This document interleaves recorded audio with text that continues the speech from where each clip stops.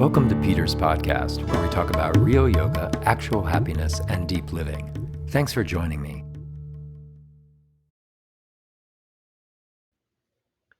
All right. Well, welcome, Naomi Edwards. Thank you. It's So so lovely to have you here. Yeah. Um, so you and I know each other for a long time now because you used to work at the Ishta Yoga Studio down on 11th Street back yeah, before COVID-19 changed our lives around. yeah. Yeah. Many And say that again. many chapters ago. Exactly.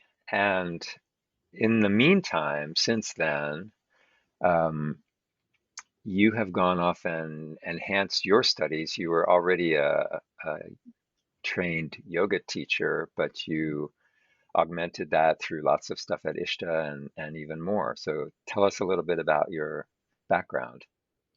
Yeah. Um, Thank you so much for having me on, Peter. It's nice to reconnect and to be together and also in this moment on this. Um, Hmm.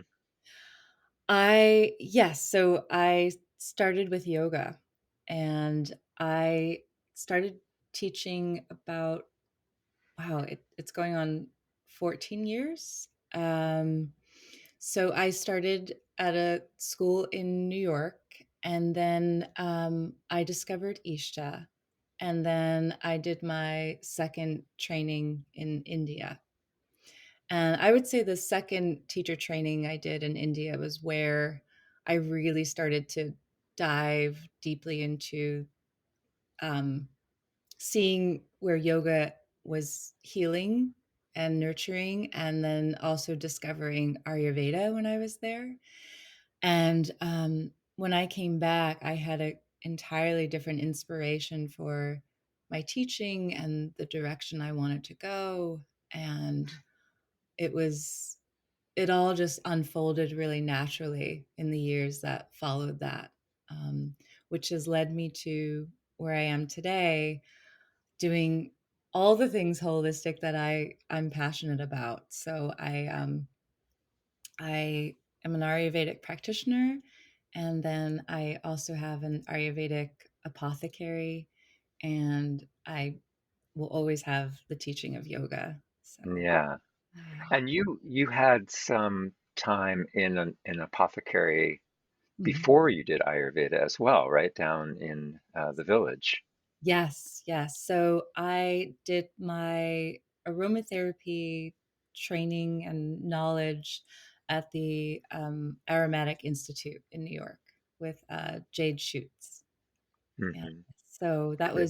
that was just a really a beautiful way to learn about how plant medicine and aromas are incorporated in all of this work, and it's wonderful to use that in our teachings and in our class, and then it's also great to have just in your life. Yeah. Yeah. And then you did a full Ayurveda training during COVID, right? Yeah, that was really crazy. So first taking the step to decide to do it, because I had been passionate about Ayurveda since I had gone to India, but it took me like 6 or 7 years later to really get the courage up to do the training, and the course was going to take 2 years.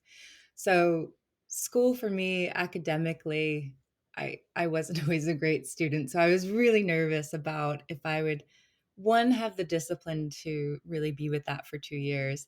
And when I dove in, COVID had just happened. So it was just this beautiful kind of moment because I had the time. So it really Right. the time. Yeah. Were you working during COVID as well? Yes. So everything pivoted. I thought that my entire business was going to collapse, and it did the complete opposite, which was also a Mm. beautiful gift. I teach all privately, so all I bless all of my clients, they all shifted over to Zoom with me, and we figured out the online situation very quickly. I had to set up the space, and yeah, so it all, I would say, that year was, as far as work and education, it was a really great time for me. If there was something positive that came out of that. Yeah, we Yeah. all became audio visual experts, Right? except not really. Yeah, yeah, exactly. Yeah, Yeah, it feels good to be back in person, um, in these last couple years. It's just a huge, game changer. Learning to read the pulse through this, and it is yeah, a possibility. It is a possibility. It's just wild. Even when have a Zoom client still for a consultation, it's still just, it never ceases to amaze me that their pulse comes through. yeah. I wanted to talk about that a little bit explicitly. So, Yes. because you did your training during Zoom, you had to do all of the regular stuff remotely, Yeah. including what's such an important part of Ayurvedic assessment, pulse reading, which Yes. usually looks like that, right? And Yes. instead, what do you do? How did you do that? So, it's really powerful. So, I would say, just like if you're sitting across or in a room with people meditating, you feel the vibrations together. And what we do is, I would let you know that I'm going to take your pulse for about a minute. It'll feel like a while, but we're going to sit together. You could just close your eyes and you can just breathe and be still. I'm going to take the fingers on my pulse. And what happens, it's really wild. You'll feel the energy of your pulse for like a few minutes, and then it just shifts. That person's energy just comes right into your pulse. It's wild. So within like I would say 30 seconds, your pulse might start to go a little faster, or you'll feel something under a finger that's a little more push, or a different beat or a different rhythm, or the pulse might get warm. It it's so wild, but it That's works. great. It works. That's so great. Yeah, and I I have mean, a straight face because when I feel it coming in, I'm like, oh my god, here it is. Yeah, right. yeah, Yeah, and it's it's amazing because obviously you've done this a lot of times and it's still very thrilling to experience how it happens, but like as teachers, we say this happens, right? We yeah, say you can feel energy. We say that energy is real, that you know whether we're doing Shaktipat on someone who's meditating, or we're doing a pulse reading, or we're just feeling what's a good mantra for someone, these things happen, and they happen repeatedly, mhm, and to the point where you can trust what you're reading. yeah. That was a very big thing for me. I think through the whole 2 years of my training was trust, trusting Mhm. myself, um, and building that muscle of intuition, and that comes with meditation, right?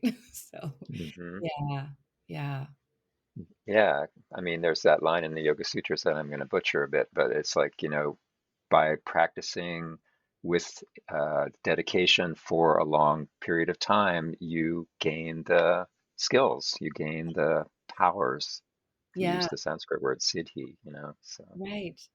it's Exactly, amazing. exactly. Yeah, Yeah.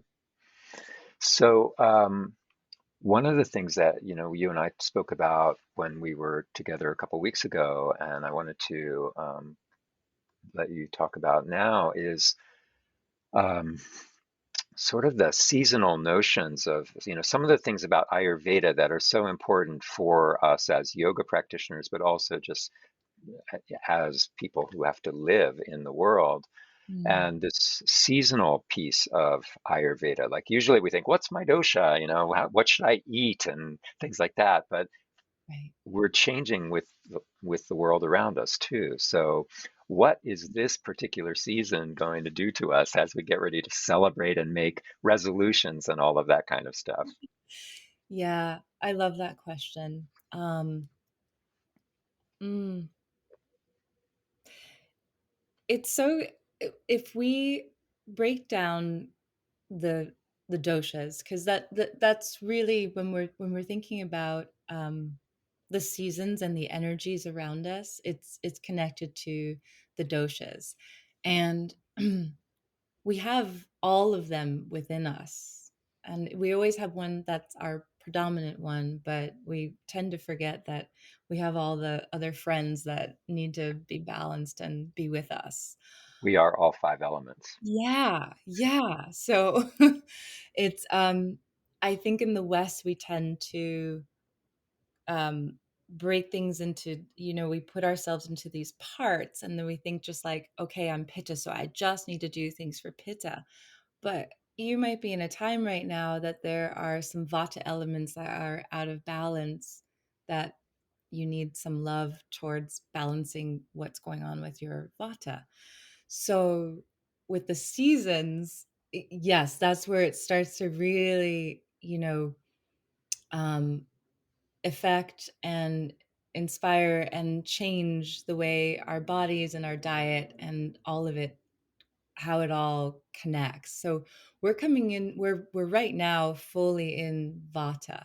So the Vata element, those energies, it's space and air, right? So if we think about what that feels like, it's cold, it's dry, it's whimsical, everything's movement, it's transportation, it's yeah, there's a lot of energy.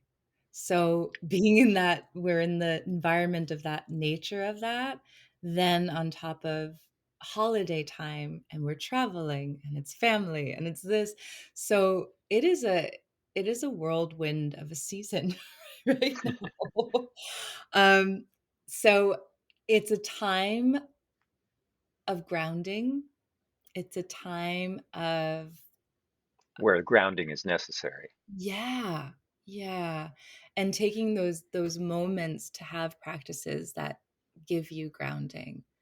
Um, and it's interesting when we go into the new year, we we want to make all these changes, and we want to have all these resolutions, and we want to like start this anew, because we're thinking we're going to this new year, everything has to have these extreme transformations, and that's probably the worst time that we could be doing something like that, because we're still in this time of vata, slowly going into the kapha time of season, but it's that grounding is still important. That stability is still important. So adding new change is contributing to the instability. Yeah, yeah, and where it's drastic and forceful or extreme, our bodies are we're trying to already handle all of that movement that's been happening in these last few months. And if we think about our diet and digestion, which I think a lot of people start to feel that guilt after eating so much over the holidays. And it's like, I have to drop all this weight and change your diet. And doing those drastic changes can be so, in a sense, in some ways, harmful. And just, it could just feel really aggressive. It's not a time to detox. It's not a time to, um, it is a time to just allow yourself to slow down and to just be patient with everything, and to keep that stability, that routine going. Yeah.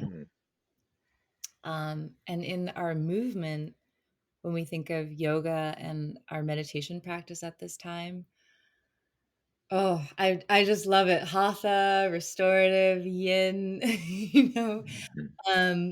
all the things that are just very yummy for hydrating the joints and creating that slower, um, stagnant, grounded feeling. What about people who are more vata by nature and they're already having trouble on a good day with grounding and slowing down and doing that? Yes, yeah. So the best thing that you could do for yourself if you are vata or you have a lot of vata going on, and to speak a little more about what that can feel like. um I love the vatas. You know, you got the creative brain happening there. There's a lot of thoughts. It's very talkative. There's a lot of just excitement, and that can also come with anxiety and uplifted stress. So we think about that movement of vata, it it's this upward swirling motion. So in the brain and where that stress and anxiety starts to come from, it's rising. That rising is upward. So that's where that grounding, and even in our movements, we want to move things down, even with the breath. And I would say routine. Mm. Routine's like the best thing.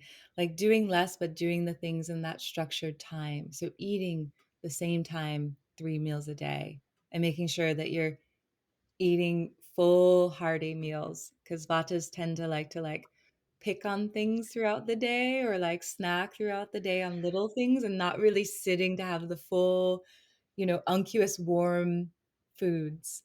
Hmm.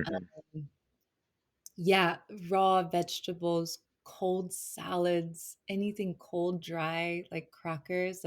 We really want to avoid that this time of year. It's just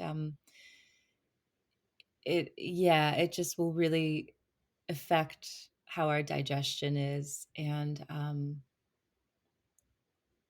going to bed same time, waking up same time. Yeah, just the routine is really, it's a beautiful thing for vatas. Mm. Yeah. One of the things that I lean on with that out of balance vata is that fire is a transformational element. So sometimes it takes some fire to make someone get from there down to the ground. So maybe some work in order to calm down, or something that helps you shift through. So I don't know if you use something along that line. Oh yeah. Um and that goes into, again, like we have all of the elements within us, and thinking about the other, our pitta is the fire, and then our kapha is water and earth. And when they are combined and working together, it it definitely supports bringing that overall feeling of um, wholeness and balance. So yeah, there vatas, and if you look at the Ayurvedic clock, which is connected to our circadian rhythms, right? So the times of day that a vata person can be working more, thinking about that being midday or late morning, and then during like 6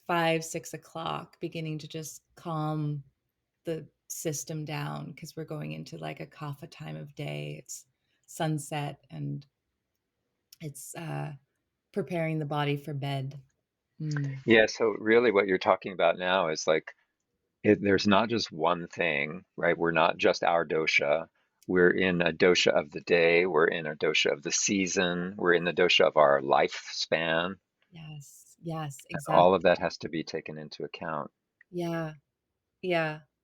And I think it's like going back to what I was saying earlier, um, we have a very we have a tendency in the West to um, filter things to make it work for how we see it here, and it's like we're Ayurveda is perfect as it is. So it's like just following the wisdom, and really just being open to seeing how it starts to unfold.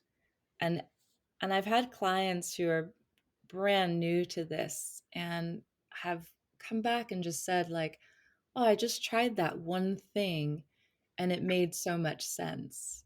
And it's like it it's familiar because it's connected to nature. Hmm. And I think it's familiar because it's bringing us back to um this place in ourselves and with nature that that a lot of us have lost, like that there's that disconnect. So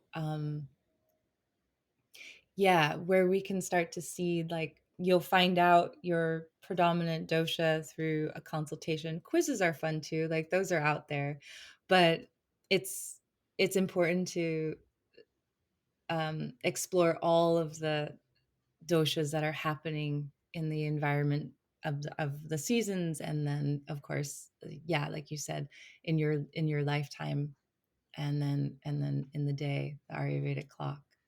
Yeah, Yeah, it's cool. I'm like in Vata in every aspect right now. So, Yeah, doing yeah, a lot of grounding.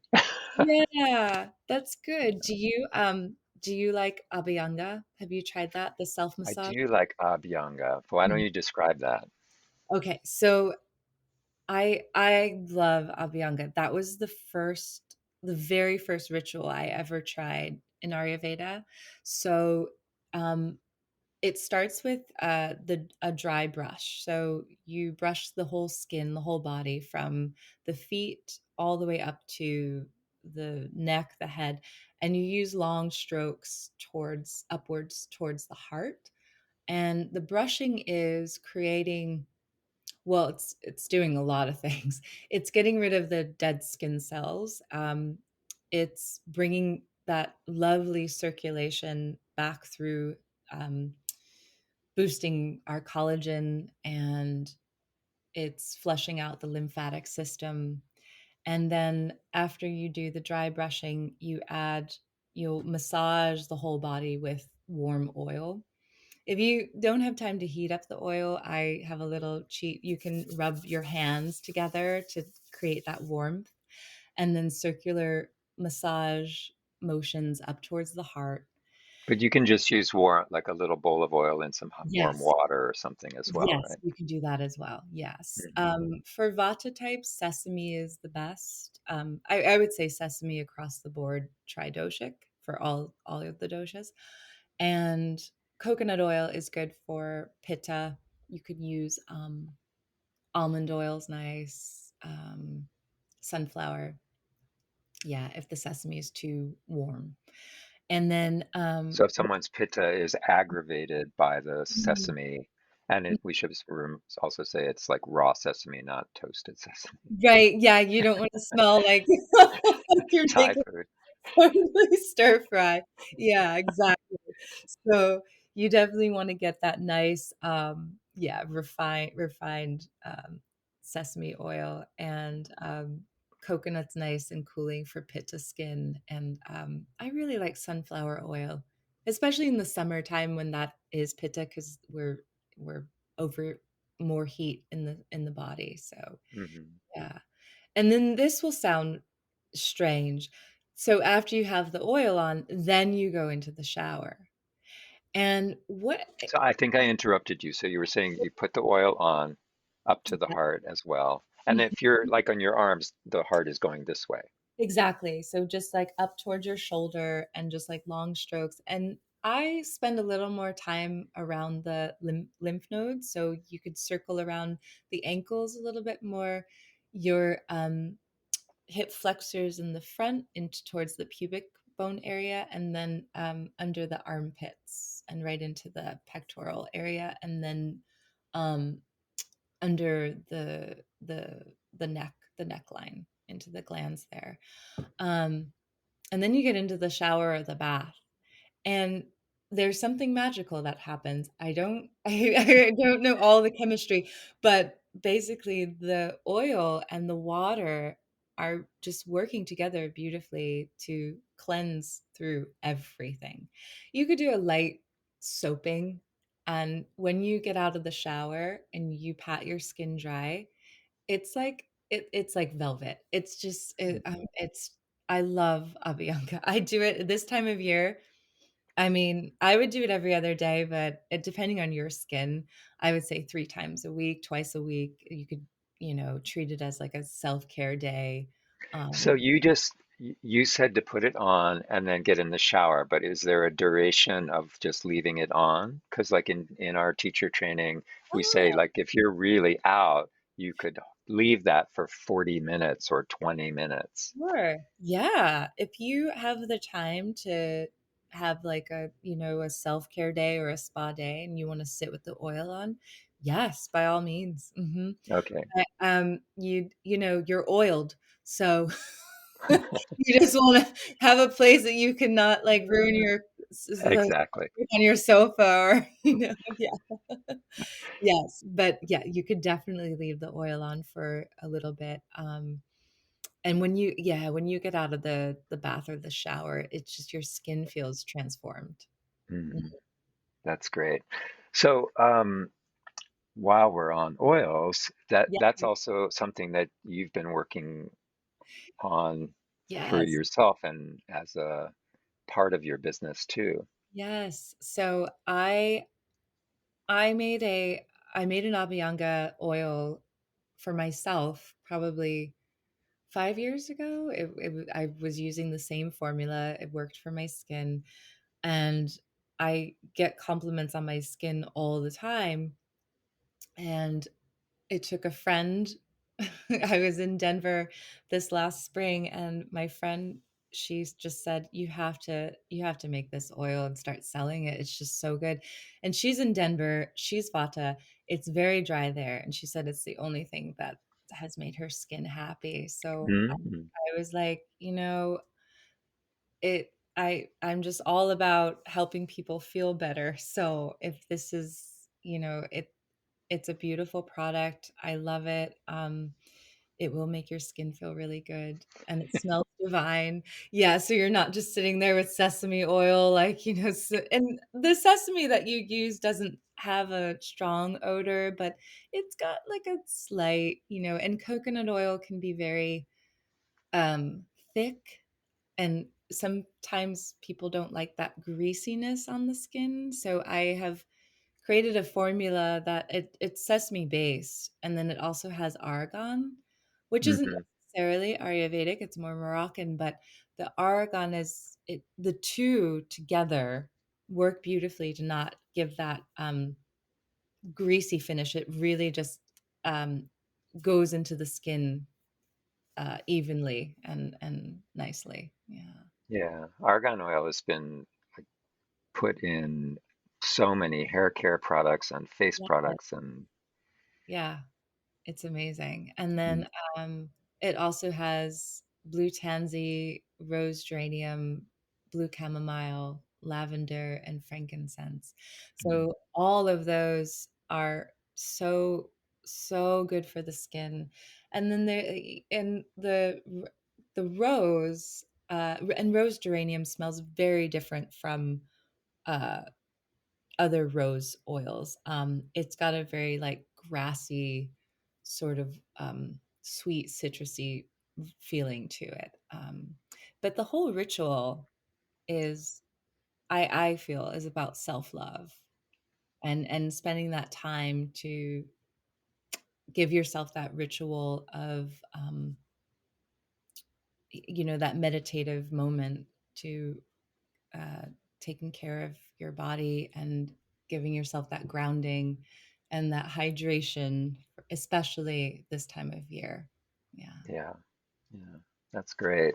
Mhm. I wanted to dip back into something you said a while back because there was a question hanging, which is if I'm not doing all my, you know, cleansing, detoxing after the holidays, when am I supposed to do them?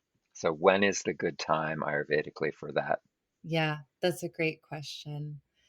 In between seasons.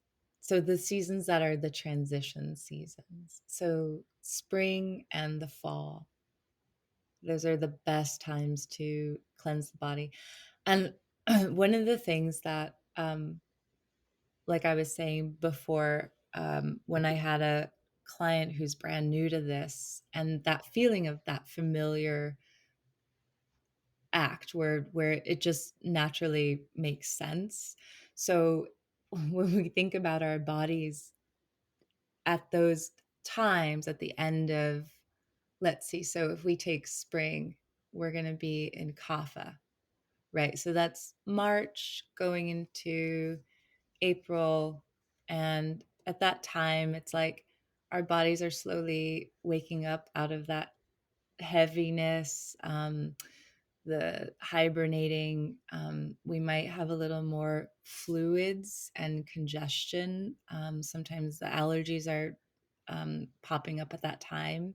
So it's a really good time to flush all of that out. So, flushing out the excessive fluids and um, moving our bodies more rigorously and changing up our eating because the season's changing with the food.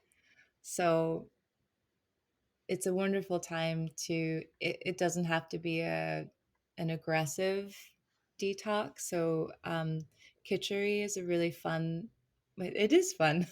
It's a really great way to detox because it's a whole protein meal. You can have kitchery anytime you want. I love What kitchery. is kitchery? It is mung bean and dal, and then it has over 10 different spices, give or take, that all of them beautifully reset the whole digestive tract. So, yeah, you I can. know it's used a lot when you're having digestive problems. Yes, yeah, Yeah.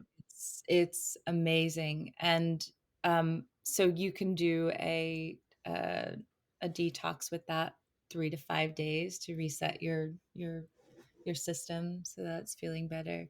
There's also panchakarma, um, but that's I you know panchakarma is usually done.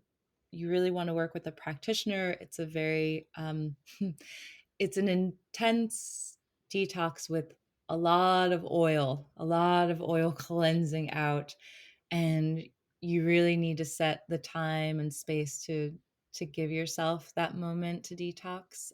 And that would also be done in the spring or the fall. But kitchery is a lovely way to do that, or just taking a simple break from caffeine and sugar for a week. Yeah. But any of those things that you're going to do to reset the system and detox would be around those times.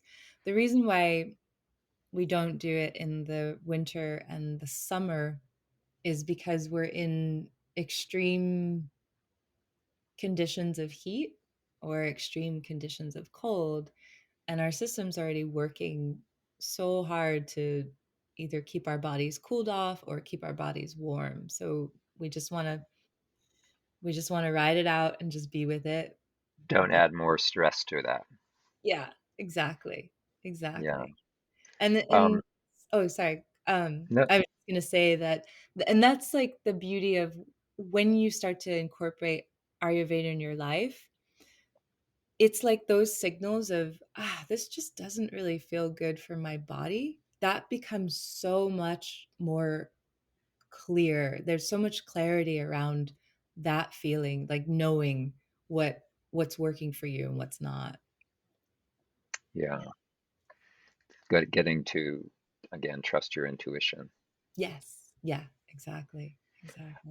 So just in case this is confusing, Mm. we have traditionally over here, and especially on the east coast of the US, right, 4 seasons. But Mhm. in Ayurveda, we have 3 doshas. So those seasons are sort of overlapping in a funny way. Can you define when is what? Yes, that's a really good question. So let's start with the fall. So the fall, when we're in like the um,